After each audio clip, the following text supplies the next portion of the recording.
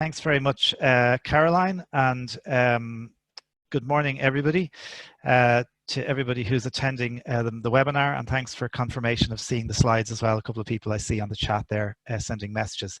So my name is Stuart Lawler. I manage operations here for Sight and Sound Technology here in Ireland. We're actually a UK technology company founded in 1979, and we provide assistive technology right across the sector.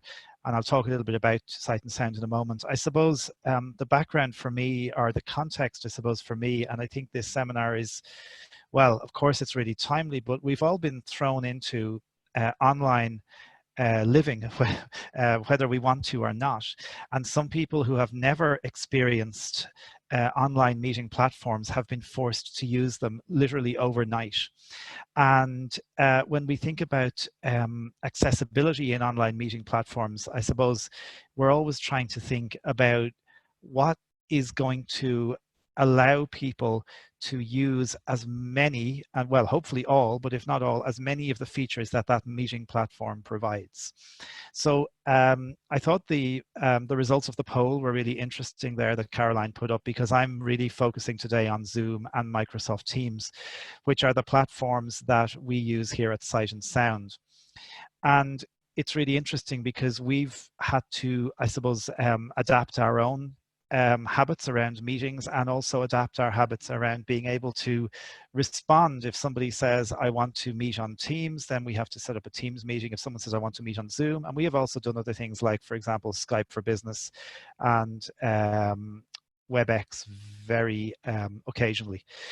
So I'm just going to talk a little bit about I suppose both applications from an accessibility perspective, and I suppose I'm focusing a lot of my talk today on visual impairment, but of course there are other options as well available, especially for people with hearing loss and how that might operate. So a little bit about Sight and Sound Technology. We're founded in 1979. We're a disability provider of assistive technology, hardware and software, and related services. So training, technical support, consultancy, because I think the technology, great as it is, doesn't stand on its own. Our Irish office opened in September 2018, and we're it says here we're based in the heart of Dublin City. We're about to move into our new offices in the heart of Dublin City. We'll be in Fitzwilliam Square when all this lockdown is over and when it's safe for us to move.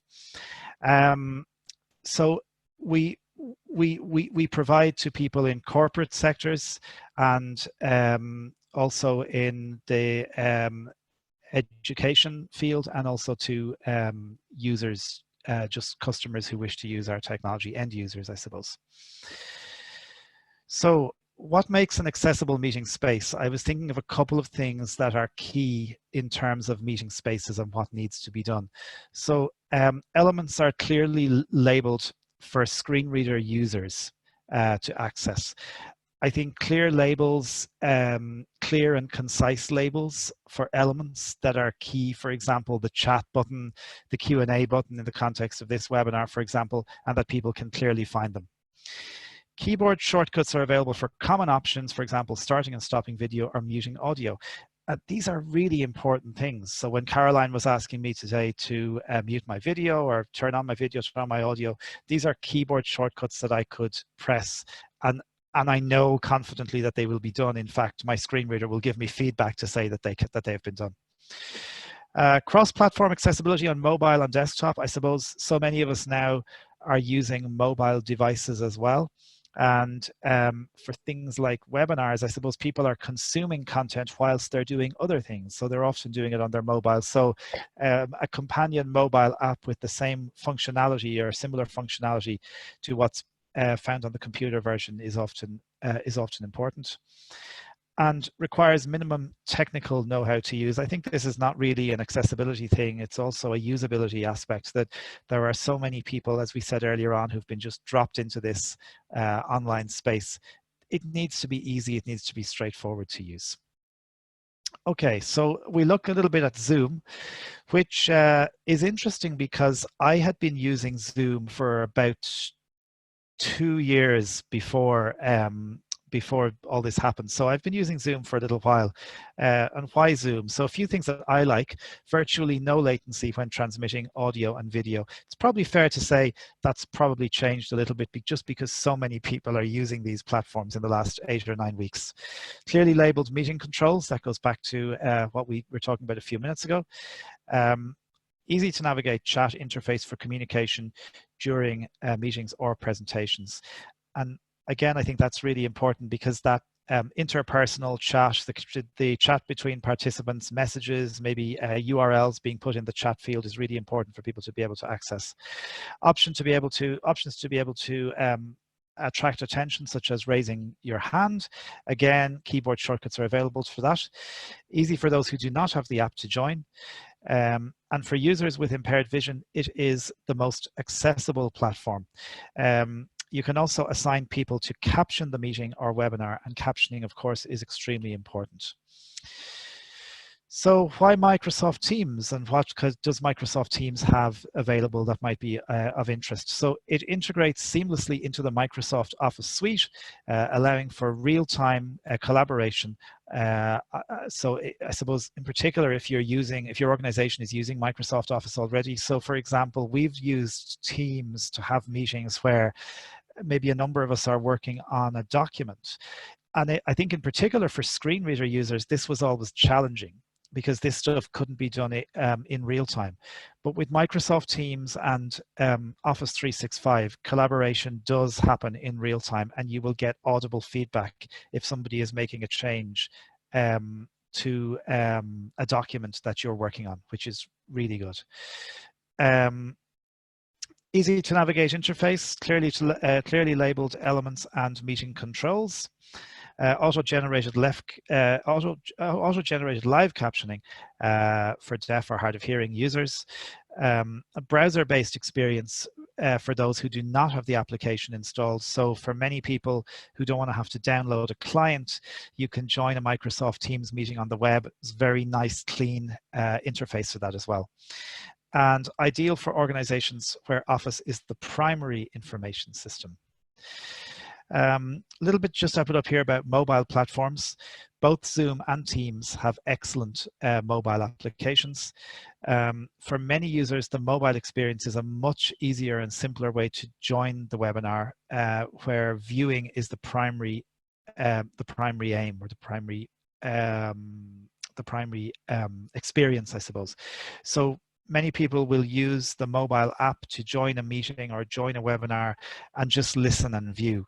And again, they're clean, they're well labeled, and they're well laid out. So to summarize, I suppose, highly accessible meeting platforms are important now more than ever because everybody's using them. We're all, as we said, transformed into this online world. We've looked at two excellent choices which have definite advantages to those with access requirements. And I would say whether you're using Microsoft Teams or Zoom, you're going to get a really good experience for users who need access technology. I've put up my contact information here on this slide. If anybody would like to get in touch, you're very welcome to do so. If there are areas or issues you'd like to follow up on. At Sight and Sound, we're running a whole series of webinars which take place weekly on all sorts of things. If you'd like to get involved in those, please just drop me an email and I can send you information on how to join those sessions. So I promised Caroline I would keep to under 15 minutes. I think I have. So Caroline, I'm happy to hand it back to you. Great, thank you very much, Stuart. Brilliant presentation, and it's nice and simple and it's straightforward. We actually have two questions, Stuart, so if you wouldn't mind stopping your share, and there's two questions that just direct towards yourself. Sure.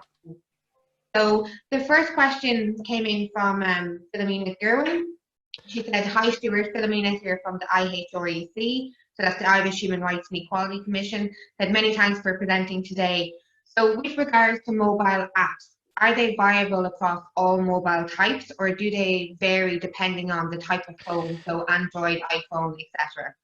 Hi Philomena. I think that's a really good question, and that depends also not only on the platform, it depends on the access requirements you have. So just again, to use the screen reader example, Apple tend to have a very consistent approach in terms of screen reading, and you would probably get a better experience using something like Zoom on an Apple mobile phone. With Android, obviously, there's a lot more choice, I suppose, and there's a lot more flavors of the operating system. So sometimes mileage may vary. Saying that, I have used both the Teams and Zoom Android apps, and the look and feel is very similar. So I think they've been generally very good.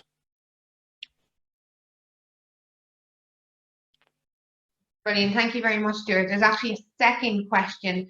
There's actually two more questions, and you might not be able to answer both of them. But one of the questions is from Dara Ryder, who is the head CEO, as you very well know, Stuart. Absolutely. Dara has asked, is it important for potential interviewees with disabilities to be able to test the meeting software in advance? So, kind of that trial run, how important is that? Like, what's your thoughts on that? Yeah. Hi, Dara. And so, yeah, absolutely. Whether they test in that actual meeting room or just be familiar with the accessibility, and it's really interesting you mentioned that, because just the other day I helped somebody who was having an interview today on Zoom, and they just needed to get to grips with the keyboard shortcuts and know how to, for example, do things like starting their video. I think it goes back to a bigger thing of being familiar and confident and comfortable with your own assistive technology needs and knowing how to use the assistive technology solutions that you have yourself. Brilliant. Thank you very much, Stuart. Just one more question. I think before I let you go, Stuart, and I know we are going to have a Q&A session at the very end as well, if there's any further questions. So Stuart won't be gone. He will be hanging around until the end of the webinar. So the question came in from Nolene Higgins, and I think this is something that we're finding as well. So the question is, what happens if an organization, only uses WebEx because of security reasons? I'm not too familiar with WebEx. I know yourself, Stuart, you're not too familiar either. But is there other ways around that? If an organisation can only use WebEx, or do you have any anecdotal evidence that you might have heard? Nolene, in a worst case scenario, in the last thing to fall back on with all these things is that all these platforms, and I think WebEx as well, although as Caroline says, I'm not as familiar, they all offer phone-in options. So if all else fails, you can ask your users to call a number. So for example, Microsoft Teams and Zoom have the option to just dial in on a standard phone, which for some people is really good. And I know WebEx has browser-based plugins. So again, because browsers are constantly evolving and changing, I would be confident that with something like Google Chrome or the later versions of Microsoft Edge, for example, which are built on Chromium, that could be a possible solution. But I think that's where the testing bit comes in, and making, if you do use WebEx and your candidate or your potential candidate says they're not familiar, if there's a way to make a testing space for them so they can get some support in advance, I think that would be extremely useful. Yeah, I think that's brilliant. Just that trial run, and actually we have a presentation from Rachel later on, with one of the tips is to try and do one of those trial runs if possible, particularly if someone isn't au fait with a particular piece of software. I saw just in the chat feature, Jennifer Byrne has asked just a very quick question. On Microsoft Teams, is there an option to raise hands? In Zoom that you can raise your hand if you want. Is there that option in Microsoft Teams, Stuart? Yeah, I don't think it's good. There's some way to attract attention. It might be called emphasize or something. And again, I think it depends. So there are two elements to Microsoft Teams. There's a Microsoft Teams meeting, which is very like a Zoom meeting, and then there's something called a live I think they call them events or live events, which are very much like webinars. And I think in a live event, you can only type questions. You can't raise your hand, whereas in a Zoom live event, you can. In a Microsoft Teams meeting, there are ways you can raise your hand, or you can, I think it's called interact or attract someone's attention. Brilliant. Thank you very much, Stuart, for answering all those Thanks, questions. Caroline. That's all the questions that I've seen so far, but we may have more towards the end of the session.